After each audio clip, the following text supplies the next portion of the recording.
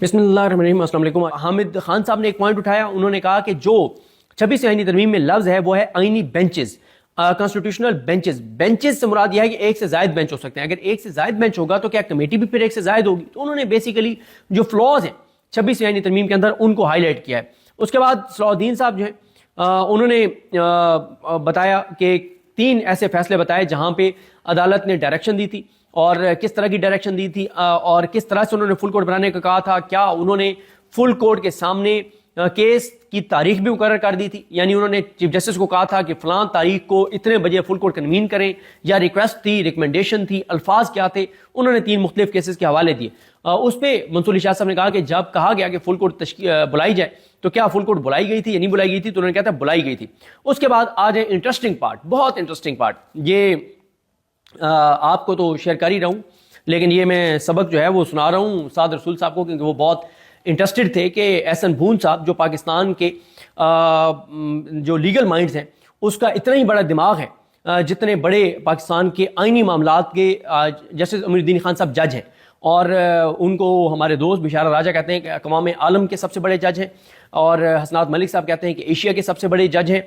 और बिल्कुल ये जो इनका एहसन बून साहब है ये बिल्कुल जैसे अमीरुद्दीन खान साहब बहुत बड़ा लीगल माइंड है, तो उसी तरह से कॉन्स्टिट्यूशनल माइंड है, तो उसी तरह से एहसन बून साहब बहुत बड़ा कॉन्स्टिट्यूशनल माइंड है। और वैसे इनकी जो यानी इनकी जो कारकर्दगी है, या जो ये आप समझें कि जो क्या इसको लफ्ज़ कहना चाहिए, बहरहाल जो ये काम कर रहे हैं, ये वही काम कर रहे हैं जो मंसूर उस्मान अवान जो हार्वर्ड से पढ़ के आए हैं वो, और जो हमारे ये हैं एहसन बून साहब जो पाकिस्तान की मेरे ख्याल तालीमी इदारों से पढ़े हैं। तो जो आउटपुट है दोनों का एक है, जो मकसद है दोनों का एक है, रास्ता दोनों का एक है। पढ़े मुख्तलिफ जगहों से हैं, एहसन बून साहब पाकिस्तान से पढ़े हैं, और जो मंसूर उस्मान अवान साहब हैं उन्होंने हार्वर्ड से डिग्री लेके और फिर ये काम कर रहे हैं जो शायद पाकिस्तान में कोई भी किसी ऐसे लॉ कॉलेज से पढ़ा वो भी ये काम कर सकता था जो काम मंसूर उस्मान अवान साहब कर सकते हैं। और ऐसा लॉ कॉलेज जो कहीं पे बोगस बना हुआ है, बस उसके पास डिग्री होती तो भी वो ये काम कर सकता था कि इस निज़ाम की सहूलतकारी, जबर बर्बरियत फस्तायत को सहूलतकारी करना, उसका साथ देना, इंसानी हकूक़ की पामालियाँ करवाना, अदलिया के लिए आज़ादी को सल्ब करना। देखें मंसूर उस्मान अवान साहब ने भी वही काम किया है। यानी मैं तो ये समझता हूँ इनको आजकल कहा जाता है कि ये अटॉर्नी जनरल्स के काजी फाइज ईसा हैं, जैसे अदलिया के काजी फाइज ईसा हैं जिन्होंने अदालतों को तबाह और बर्बाद किया, पाकिस्तान को नुकसान पहुंचाया। तो मंसूर उस्मान अवान साहब ने भी अटॉर्नी जनरल्स की तारीख के काजी फाइज ईसा हैं, जैसे काजी फाइज ईसा कोई और नहीं आया पिछले 70 साल में, इसी तरह से मंसूर उस्मान अवान भी पिछले 70 साल में कोई नहीं आया जो काम मंसूर उस्मान अवान साहब ने किया है इस निज़ाम के साथ मिल के। और ज़ाहिर है वो सियासत भी उन्होंने शुरू कर दिया, फीते शीते भी आगे काटते हैं, और सेनेटर भी सुने वो बन रहे हैं, और भी उनकी बहुत सारी बातें हमारे दोस्त वसीम मलिक साहब उनके मामलात को बड़े गौर से देखते हैं और उस पर बात भी करते रहते हैं। एहसन बून साहब आए, उन्होंने कहा कि सर मैं आपका शुक्रगुजार हूँ कि आपने हमें बुलाया। तो मंसूर अली शाह साहब ने कहा कि आप मुल्क के मारूफ वकील हैं, तो हमने आपको मुआवनत के लिए बुलाया है। हालांकि मंसूर अली शाह साहब ने बैलेंसिंग एक्ट के लिए कहा था कि हम बुला रहे हैं, क्योंकि अटॉर्नी जनरल पाकिस्तान मंसूर उस्मान अवान को ये शिकवा था कि आपने हामिद खान साहब को और मुनीर मलिक साहब को अमाइकस मुकर्रर किया अदालती मोमिन।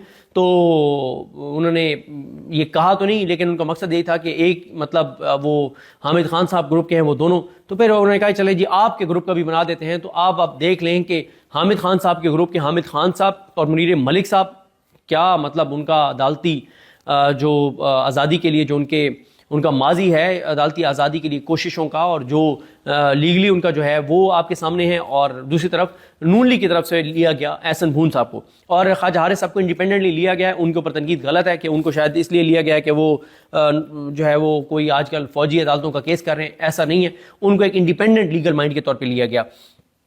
उसके बाद उन्होंने कहा जी मंसूर शाह साहब ने कहा कि आप मुल्क के मारूफ वकील हैं, हमने आपको अदालती मुआवनत के लिए बुलाया है। बून साहब ने कहा कि गो के ये तौहीन अदालत का केस है, और ये जो तौहीन अदालत का मामला होता है ये अदालत और तौहीन करने वाले के दरमियान होता है। तो मंसूर अली शाह साहब ने कहा कि आप चाहते हैं कि हम कमेटी की तरफ चल पड़ें, क्योंकि यहाँ पे हमारी जो जुडिशल ऑर्डर था उसको वायलेट तो कमेटी ने किया है, तो आप चाहते हैं कि हम कमेटी की तरफ चल पड़ें, यानी या अफदी साहब और अमीरुद्दीन खान साहब की तरफ चल पड़ें, तो नताइज बहुत स्ट्रेंज होंगे। उसके बाद बून साहब ने कहा कि जनाब का हुक्म था, मैं हाजिर हो गया हूँ। मंसूर अली शाह साहब ने तंजिया कहा चलें कोई तो है जो हमारा हुक्म भी मानता है। बून साहब ने कहा है कि हम आपके हुक्म और फैसले मानते हैं, सिवाय उन फैसलों के जहां सिविल लिबर्टीज़ को कर्टेल किया गया हो।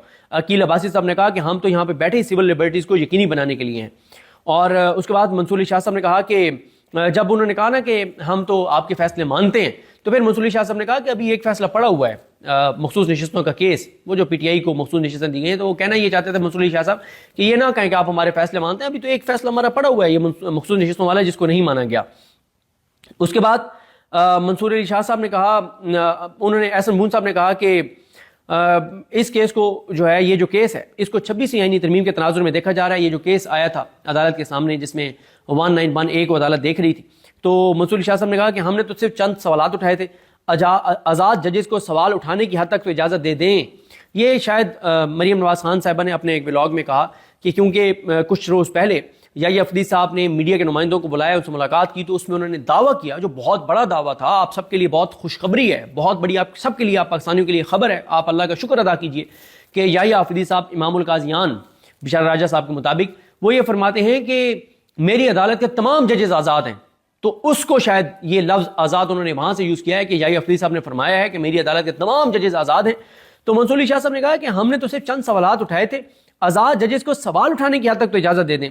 تو احسن بون صاحب نے کہا کہ ماضی میں آئین کی تشریح کے چکر میں آئین کی شکوں کو ختم کر دیا گیا اور آئین کی سبورجن ہوئی۔ یہ وہ بات کر رہے تھے احسن بون صاحب ماضی کی۔ تو منصور علی شاہ صاحب کہتے ہیں کہ ماضی میں یہ ایسا ہوا تھا نا، یہ صرف ماضی میں ہوا تھا نا، حال میں تو ایسا کچھ نہیں ہو رہا نا۔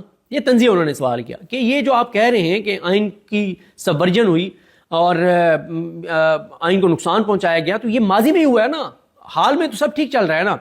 تو بون صاحب کہتے ہیں حال کا تو جناب لکھیں گے، یعنی منصور علی شاہ صاحب کو اور عقیل عباسی صاحب کو اشارہ کر کے کہتے ہیں کہ حال کا تو آپ لکھیں گے۔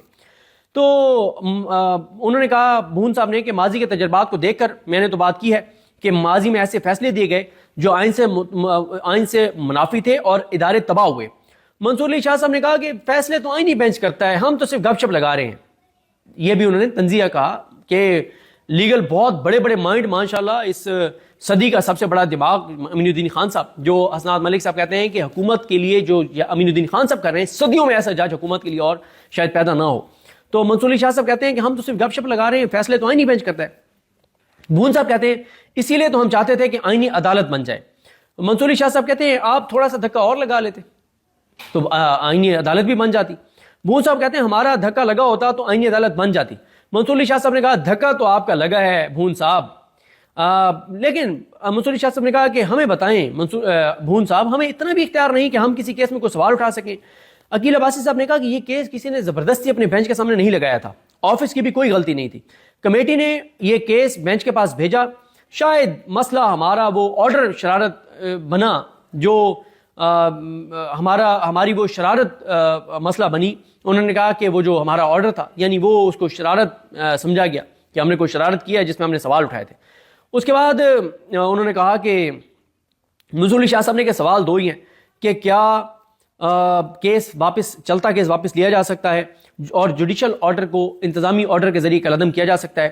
اور انہوں نے کہا کہ یہ بتائیں بون صاحب کہ اگر کوئی ہمارے اختیار سماعت پر سوال اٹھائے گا تو ہمیں ایگزامن تو کرنے دیں، کوئی ہمارے جوریڈکشن پہ سوال اٹھائے گا ہمیں ایگزامن تو کرنے دیں کہ اس کا سوال ٹھیک ہے یا غلط ہے۔ بون صاحب نے کہا کہ منصور علی شاہ صاحب نے کہا کہ دنیا کی کوئی عدالت بتا دیں جہاں پہ عدالت کے بینچز جو ہے وہ ایگزیکٹو بناتی ہو۔ بون صاحب نے کہا نہیں، آپ ٹھیک کہہ رہے ہیں، کوئی دنیا کی ایسی عدالت نہیں ہے۔ یہ بہت بڑا اعتراف ہے احسن بون کا کہ دنیا کی کوئی ایسی عدالت نہیں ہے پاکستان کے علاوہ جہاں پہ عدالت کے بینچز جو ہیں وہ کون بناتا ہو، جو بینچز ہیں وہ ایگزیکٹو بناتی ہو۔